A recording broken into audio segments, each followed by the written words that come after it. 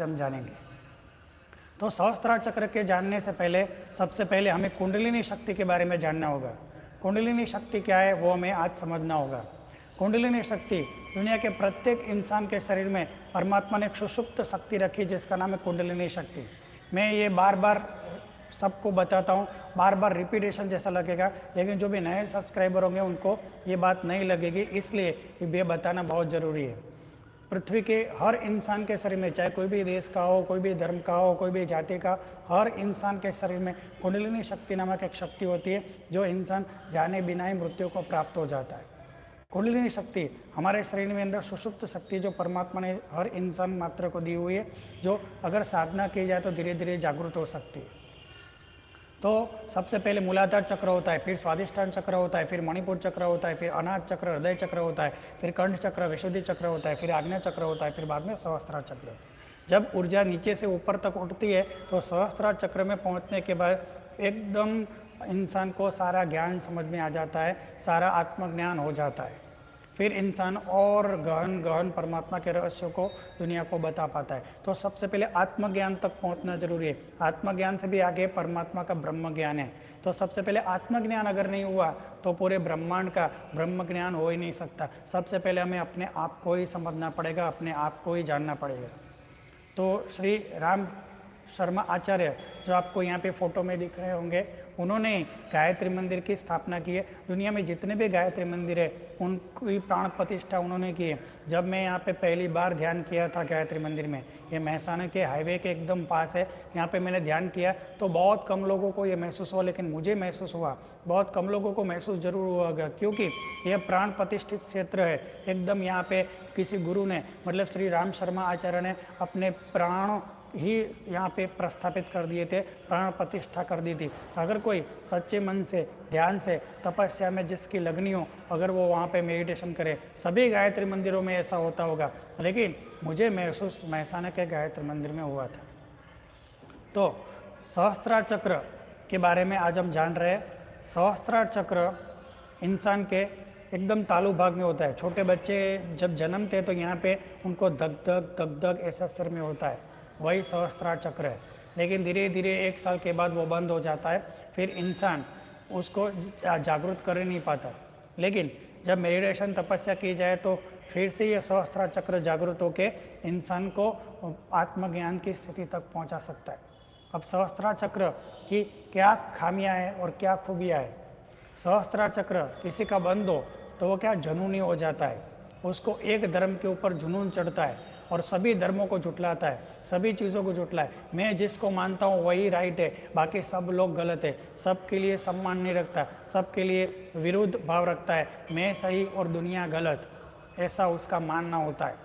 लेकिन जब भी सहस्त्रार चक्र शुरू होता है, सबसे पहले मूलाधार चक्र ऐसे सारे चक्रों में से भेदता हुआ आग्नेय चक्र में जाके और फिर बाद में यहाँ पे सहस्त्रार चक्र पहुँचता है, तब उसको हर धर्म के लोग समान लगते हैं, हर जाति के लोग समान लगते हैं, हर देश के लोग समान लगते हैं, हर कास्ट के लोग समान लगते हैं। समानता की भावना आ जाती है, और जब समानता की भावना आ गई तो मैं ही तू हूँ और तू ही मैं हूँ, ये बात आत्मज्ञान हो जाता है। सब में वही शुद्ध और पवित्र आत्मा पड़ी हुई है। छोटे से छोटे जीव जंतु में, हर इंसान में, हर प्राणी में, समस्त जीवों में, वृक्ष में, हर जगह पे समान और शुद्ध पवित्र आत्मा पड़ी हुई है। ये ज्ञान सहस्त्रार चक्र में इंसान को होता है, तब उसके विचार ही समाप्त हो जाते।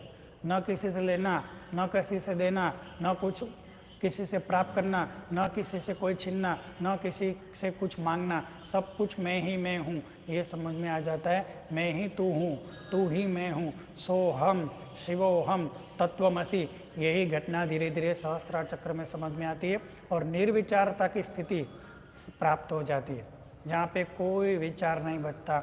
जब आपके माइंड में कोई भी विचार न बचे तब आप सहस्त्रार चक्र में सबसे श्रेष्ठ चक्र तक आपकी पहुंच बन जाती है। कि आग्नेय चक्र में तो एक विचार रहता है, एक विचार रहता है, पर सहस्त्रार चक्र में एक भी विचार नहीं रहता। शून्य निराकार की स्थिति, शून्य निर्विचार की स्थिति प्राप्त हो जाती है। सिर्फ परमात्मा की अनुभव अनुभव अनुभव अनुभव अनुभव अनुभव ही अनुभव होते हैं। चलते हुए भी परमात्मा का अनुभव होता है, बैठते हुए भी परमात्मा का अनुभव होता है, खाते हुए भी परमात्मा का अनुभव होता है। सिर्फ परमात्मा के अनुभव होते रहते हैं, क्योंकि निर्विचारता की स्थिति प्राप्त होने के बाद सब कुछ परमात्मा में है, ऐसा इंसान को महसूस होने लगता है। तो सहस्त्रार चक्र का आज हम ध्यान करेंगे। सहस्त्रार चक्र का ध्यान करने से पहले ध्यान क्या है ये हम समझ लेते हैं। जब भी हम ध्यान करने बैठते हैं हमें 3 प्रकार की रुकावटें आती है। सबसे पहले हमारा शरीर ही हमारा विरोध करता है। तो शरीर को बैठने की आदत नहीं है, इसलिए शरीर कहीं खुजली छूटती है, कहीं खांसी आती है, कभी छींक आती है, कहीं पे कुछ दुखता है, शरीर विरोध करता है। उसके बाद दूसरा विरोध मन का होता है। मन अतिशय भूतकाल में चला जाता है और जैसे ही भूतकाल में जाता है तुरंत वो भविष्य की योजना बनाने में भी लग जाता है। मतलब वर्तमान में मन रहता ही नहीं। जब तक मन वर्तमान में नहीं रहेगा तो ध्यान संभव ही नहीं, क्योंकि ध्यान सिर्फ वर्तमान में ही हो सकता है। उसके बाद बुद्धि का विरोध होता है। बुद्धि ऐसा कहती है ऐसे बैठे रहने से कुछ नहीं होता, समय की बर्बादी नहीं करनी चाहिए, कुछ कर्म करने से ही कुछ होगा। लेकिन ध्यान करना सबसे श्रेष्ठ कर्म माना गया है। तो ध्यान सबसे श्रेष्ठ कर्म है, लेकिन बुद्धि इस श्रेष्ठ कर्म करने से मना बोलती है। तो हमें बुद्धि के भी न सुनते हुए ध्यान में बैठे रहना चाहिए, क्योंकि ध्यान आत्मा के लिए किया जाता है, न कि शरीर के लिए। सब लोग ध्यान, तपस्या, मेडिटेशन इसलिए कहते हैं शरीर सुदृढ़ हो जाए, शरीर सुंदर हो जाए, शरीर शक्तिशाली हो जाए, शरीर को सिद्धियाँ मिल जाए। लेकिन ध्यान का मेन लक्ष्य परमात्मा है, आत्मा है। आत्मा के ज्ञान को प्राप्त करने के लिए आत्मा के लिए ध्यान किया जाता है। वो कहते हैं ना, प्रार्थना आत्मा को खुराक है, इस तरह से ध्यान भी आत्मा का खुराक है। तो हमें ध्यान करना चाहिए। और दुनिया में 3 प्रकार के ध्यान प्रसिद्ध है। पहला ध्यान प्रसिद्ध है श्वासोश्वास पे ध्यान केंद्रित करें। सांसें आ रही है, सांसें जा रही है, सांसें आ रही है, सांसें जा रही है। अगर कोई बार बार ऐसे प्रयत्न करता रहे, ऐसा साधना करता रहे, तो धीरे धीरे कुंडलिनी शक्ति जागृत होकर सहस्त्रार चक्र तक आ सकती है। दूसरी पद्धति है दिए की ज्योत पे ध्यान करना, मतलब त्राटक ध्यान जिसे कहते हैं। बार बार इसकी प्रक्रिया दोहराने से धीरे धीरे कुंडलिनी शक्ति जागृत हो सकती है।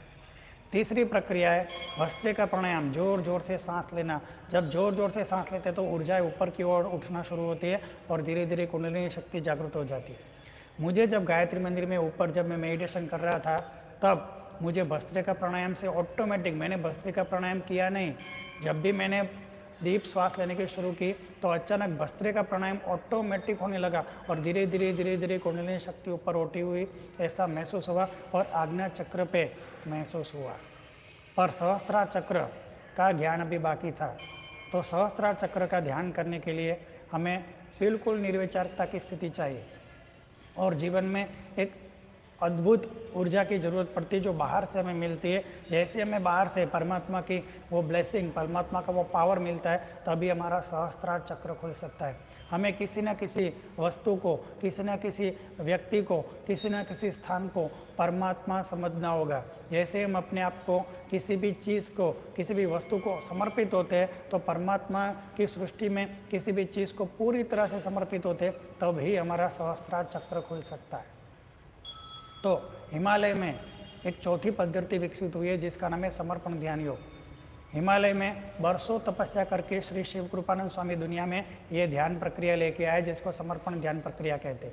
इस प्रक्रिया में कुछ भी नहीं करना होता, हमें अपनी ही मन, बुद्धि और शरीर को अपनी ही शुद्ध और पवित्र आत्मा को समर्पित करके ध्यान करना होता है। अब हम अपने आप को शरीर समझते हैं इसलिए ध्यान नहीं होता। हम अपने आप को जब आत्मा समझेंगे तभी हमें ध्यान हो सकता है। हम अपने आप को कैसे आत्मा समझें? तो आत्मा समझने के लिए एकदम आसान मंत्र है। जो मंत्र हम करेंगे तो हम अपने आप को शुद्ध और पवित्र आत्मा समझेंगे और साथ आत्मा शक्तिशाली हो जाएगी और हमारी मन, बुद्धि, शरीर को अपने कंट्रोल में लेके एकदम संतुलित कर सकते हैं। तो हम शरीर मानते हैं तब हमारा ध्यान नहीं लगता। जैसे ही हम अपने आप को आत्मा समझने लगते हैं, हमारा ध्यान धीरे धीरे लगना शुरू हो जाता है और हमारे जीवन में आमूल परिवर्तन आते हैं। तो आज हम ये मंत्र बोल के ध्यान करेंगे। मंत्र एकदम आसान है। दुनिया का कोई भी धर्म, दुनिया के कोई भी कास्ट, कोई भी जाति इस मंत्र के बीच में नहीं आती। मंत्र एकदम आसान है। मैं एक पवित्र आत्मा हूँ, मैं एक शुद्ध आत्मा हूँ, मैं एक पवित्र आत्मा हूँ, मैं एक शुद्ध आत्मा हूँ, मैं एक पवित्र आत्मा हूँ, मैं एक शुद्ध आत्मा हूँ। 3 बार बोल के हम ये ध्यान करेंगे और ये ध्यान जब भी मैं ओम शांति शांति बोलूँ तब ये ध्यान खत्म होगा। तो हम 108 बार भी इसको बोल सकते हैं, लेकिन ध्यान हम कर रहे हैं सहस्त्रार चक्र का, तो इसको हम सिर्फ 3 बार बोल के ही करेंगे। आप इसका नियमित अभ्यास करके देखो, आपको ये मंत्र एकदम सामान्य लग रहा होगा कि मैं एक पवित्र आत्मा हूँ, मैं एक शुद्ध आत्मा हूँ, इसमें क्या मंत्र है।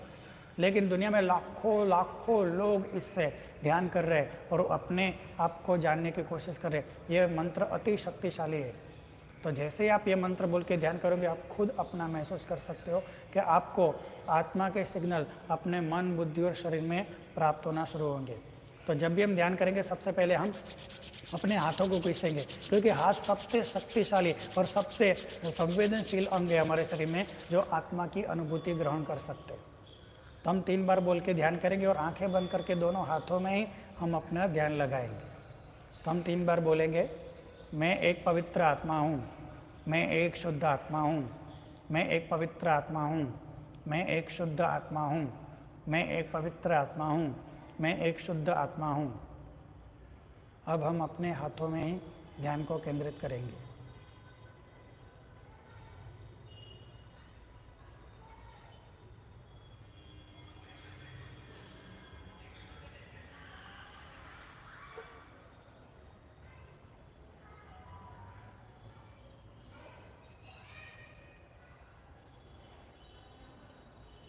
आपको अपने हाथों में कुछ ठंडा ठंडा, कुछ गरम गरम ऐसा महसूस हो रहा होगा। चींटियाँ हाथों में रेंग रही हो ऐसा महसूस हो रहा होगा। गोल गोल कुछ घूम रहा हो ऐसा महसूस हो रहा होगा शायद, या फिर मैग्नेट जैसा भी महसूस हो सकता है। एक हाथ से दूसरे हाथ में जाती हुई ऊर्जा भी महसूस हो सकती है, या आज्ञा चक्र में 2 आँखों के बीच में भी आपको महसूस हो सकता है, या सहस्त्रार चक्र पर भी आपको महसूस हो सकता है, या शरीर में कुंडलिनी शक्ति में स्थित किसी भी चक्र में, नाभि चक्र में, मूलाधार चक्र में, हृदय चक्र में, कंठ चक्र में, कहीं पर भी आपको महसूस हो सकता है। तो ये ध्यान के अनुभव आज हमारी आत्मा शक्तिशाली होकर हमारी मन, बुद्धि और शरीर को ये वाइब्रेशन सिग्नल्स भेज रही है। तो इसको हम ध्यान चालू रख रहे हैं।